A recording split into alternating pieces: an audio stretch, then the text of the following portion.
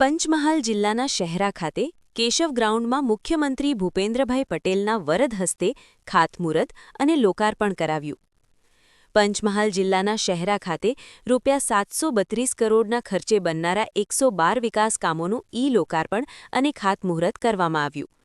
Keshav ground ખાતે યોજાયેલા કાર્યક્રમમાં પાનમ જળાશય આધારિત પૂર્વ પટ્ટી ઉદ્વહન સિંચાઈ યોજનાનું લોકાર્પણ થયું, જેના કારણે 79 ગામોના 130 તળાવો નર્મદા રિવરના પાણીથી ભરાશે અને આશરે 86,000 એકર જમીનને સિંચાઈનો લાભ મળશે. મુખ્યમંત્રીએ જનજાતિ વિસ્તારોના વિકાસ માટે આગામી 5 વર્ષમાં ₹2 લાખ કરોડ ખર્ચવાની સરકારની યોજના અંગે જણાવ્યું. આરોગ્ય સેવાઓ મજબૂત બનાવવા યુવા ડોક્ટરોને મલ્ટી સ્પેશિયાલિટી હોસ્પિટલ શરૂ કરવા માટે બજેટમાં ₹22 કરોડની જોગવાઈ તથા કેચ ધ રેન અભિયાન હેઠળ ધારાસભ્યોને ₹50 લાખની ગ્રાન્ટની પણ જાહેરાત કરવામાં આવી.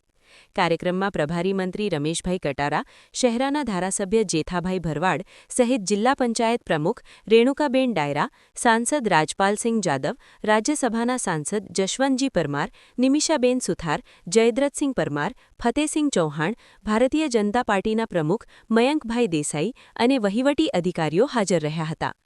પંચમહાલ સત્ય ન્યૂઝ, શહેરા.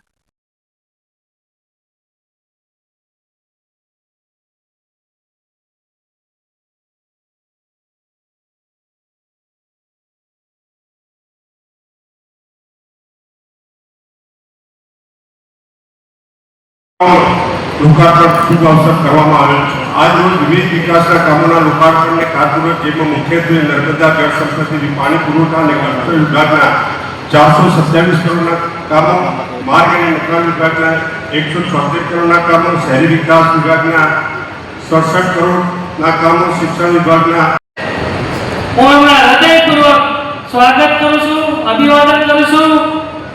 મિત્રો, અહીંયા આજે ખૂબ મોટી સંખ્યાના લોકાર્પણના કામો છે. આજે 732 કરોડના કામોમાં સમાજમાં દેશની આઝાદી માટેની ચેતના ભીલ સેવા મંડળથી જગાવનાર ઠક્કર બાપાનું પણ આજે પુણ્ય સ્મરણ કરું છું. ગામડાઓમાં અંધારા ઉલેચીને 24 કલાક 3 ફેઝ વીજળી આપતી જ્યોતિર્ગ્રામ યોજના એ પણ 2006માં ચાંપા નેત્રી શ્રી મોદી સાહેબે શરૂ કરી હતી. આજે એ જ આદિવાસી પ્રદેશ